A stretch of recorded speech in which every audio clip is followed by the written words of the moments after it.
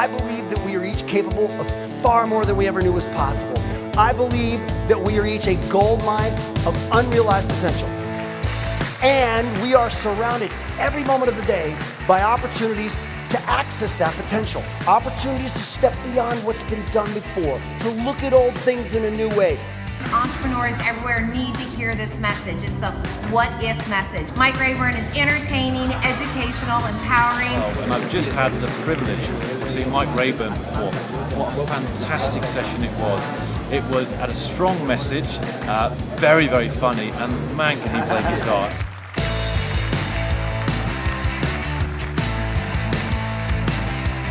He had a powerful, real message, tons of creativity, and left everybody just standing and clapping for the rest of the meeting.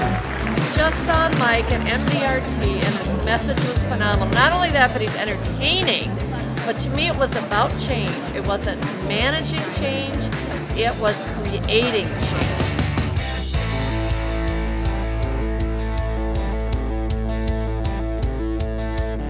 How do we access that potential? How do you take the level of success which every one of you has achieved at this point and turn around and look at that as merely a launching pad for what's next?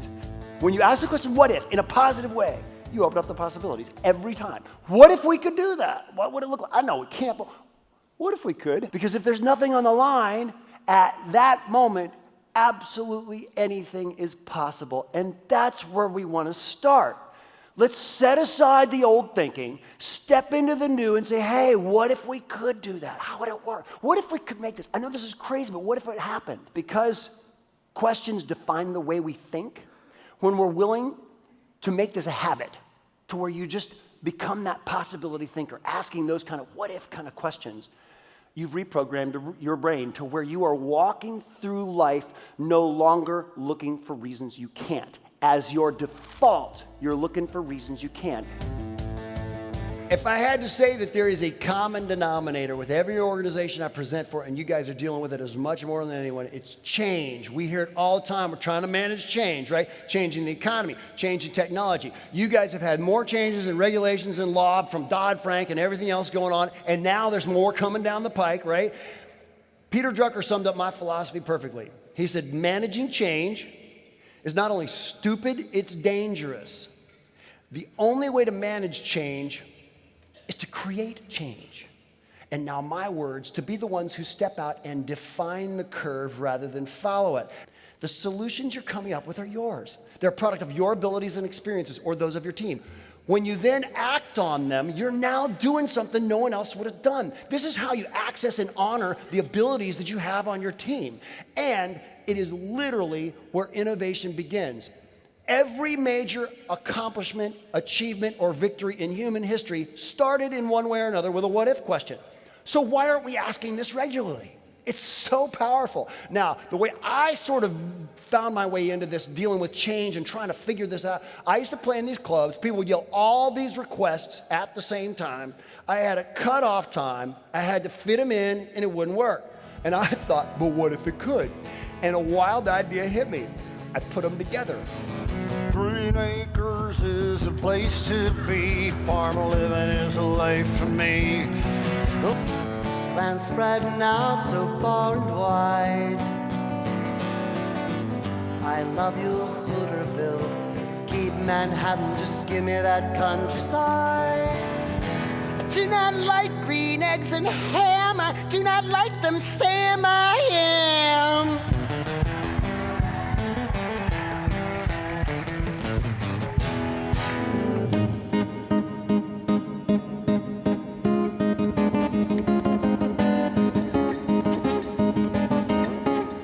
What I'm teaching is artistic principles, but in a business or a life context.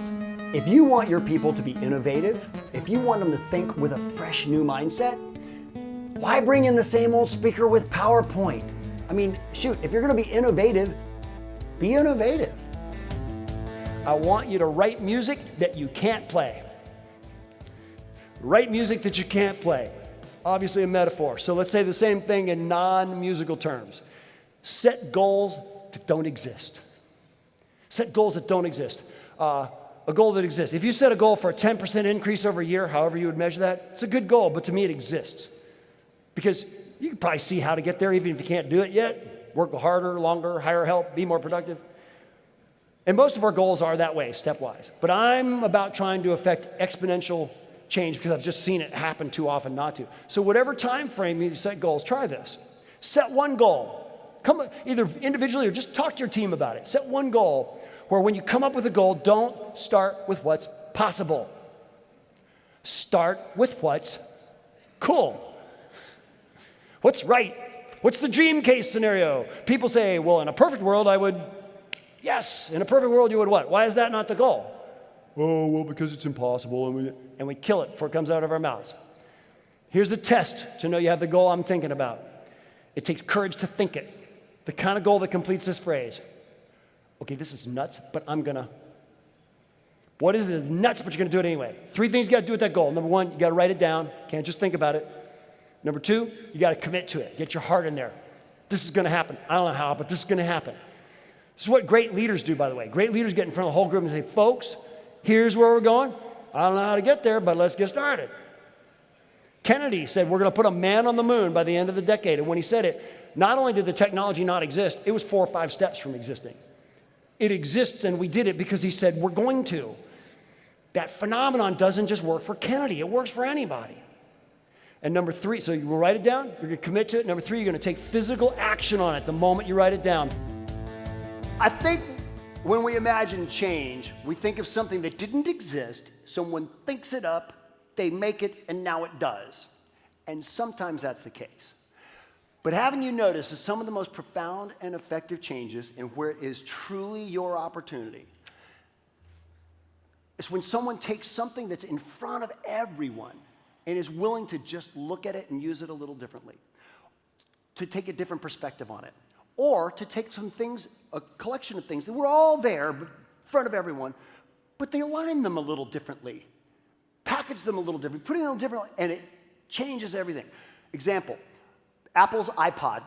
People don't even think about the iPod anymore. It's an afterthought on an iPhone. But when the iPod came out, it changed everything. Not just the entire consumer electronics industry, which it did. It changed the entire entertainment industry. We buy and sell music on iTunes single-handedly because of the iPod. That is disruption. So it's something brand new, right? Wrong. The day the iPod came out, it was nothing more than MP3 technology, which had existed for at least 10 years beforehand. Every major consumer electronics company had it. Sony, Toshiba, Yamaha, Nakamichi, all of them had it. The difference is Apple was willing to say, what if? What if we take this technology? Okay, cool. We combine it, we make this smaller, there's a little dial, put these little earphones that don't fit. They're better now. And when they did, it changed everything. And what I'm telling you is I genuinely believe, I wouldn't be here if I did not believe this. Those type of opportunities exist in front of all of us every day. We just have to be willing to unearth them. And one great way to do that is asking the question, what if? We're taking a huge problem and we're poking fun at it. We are making fun of the problem. We are bringing levity to the problem, and I mean to do that. And the reason I say to do that is, I don't know if you've noticed, but that's not what we as human beings tend to do with problems. You know what we do? We deify them. We take problems, we set them on pedestals and worship them. It drives me crazy. As soon as there's a problem, watch what happens. Watch the email chain about the problem. Watch, have you heard about the problem? Oh, I've heard about the problem. Oh gosh, there's a problem. Yes, it's such a problem. It's a problem.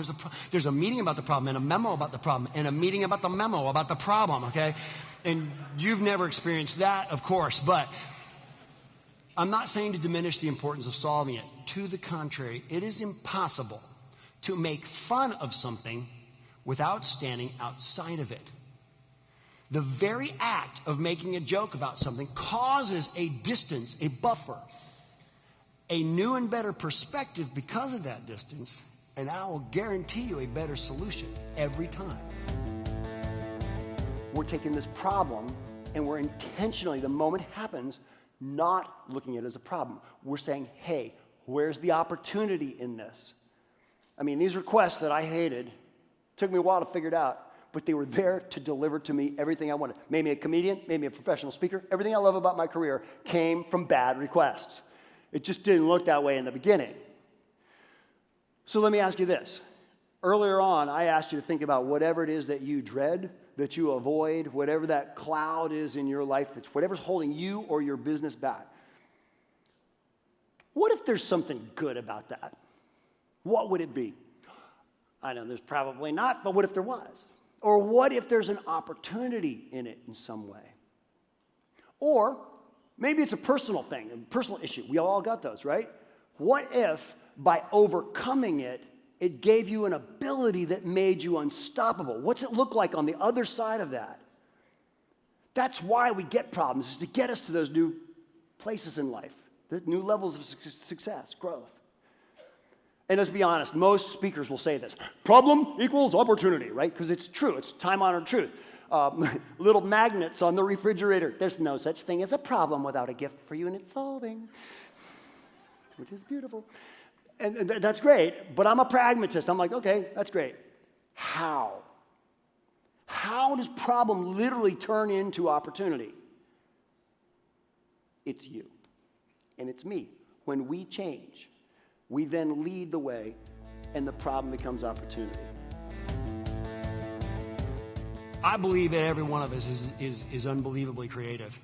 And I still get people come up to me sometimes, they'll say, you know, I heard what you said about everybody's creative. I'm not really creative. It's just not my thing. I'm not worried about it. It's just not my thing. And this is politically incorrect, but I'm going to say it even in this room. Most of them work with numbers. I'm just saying.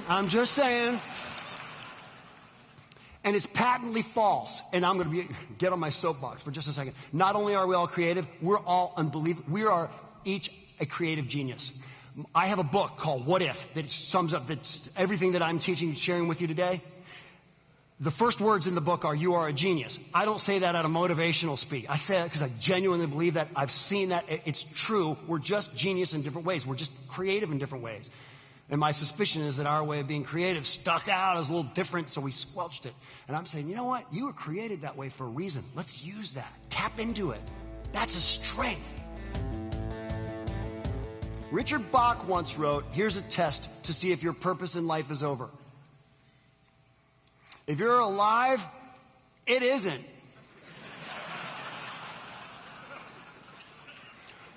That means there's a profound and a divine and a wonderful reason that we're all here in these seats, with whatever's going on in our lives. Talk about motivation. People call me a motivational speaker. It's like, okay, let's talk about how do we motivate ourselves and the people around us. Almost always two things that work in tandem, and they're never mentioned up here, by the way. Okay, good. And I'm going to sum up every conference you'll ever attend for the rest of your life in one sentence. It's ways to get you to do stuff. Okay? And we learn exciting new ways to do stuff. And we write them down, and we get handouts and get PowerPoints, and we go home, and they go in a file or a drawer, and we go right back to doing it the same two ways that are never mentioned up here, but I'll tell you what they are. Reward and punishment. That's how we do it. Reward, you get more money. Punishment, you get fired. AF in school. That's reward and punishment, right? It's the way we've been doing it forever. And I'm not shooting it down. I just want to offer some perspective on it. This is the exact same way that we train mice. Puts you in perspective, doesn't it? What sets us apart as human beings is our ability to respond to the most powerful motivational force on this planet. And it's not power, money, or fame. It's a sense of purpose. Why we do what we do means everything to us as human beings. The meaning behind it, the reason that we attach to it.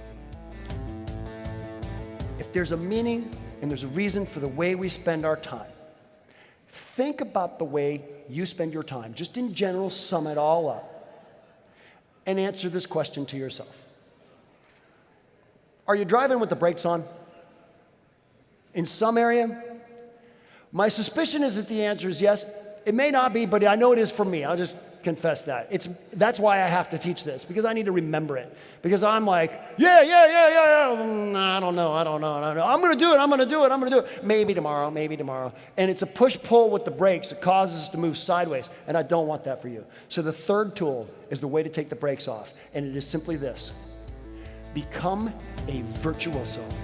16 years ago, I was in a position where I was doing pretty well as a guitarist and comedian. I was getting bookings, I was winning some awards, and I have a mentor friend who said, "That's great. Have you resolved to be the best?" And he meant like my personal best, not compared to anyone else. And I was like, dude, that's guitar player talk.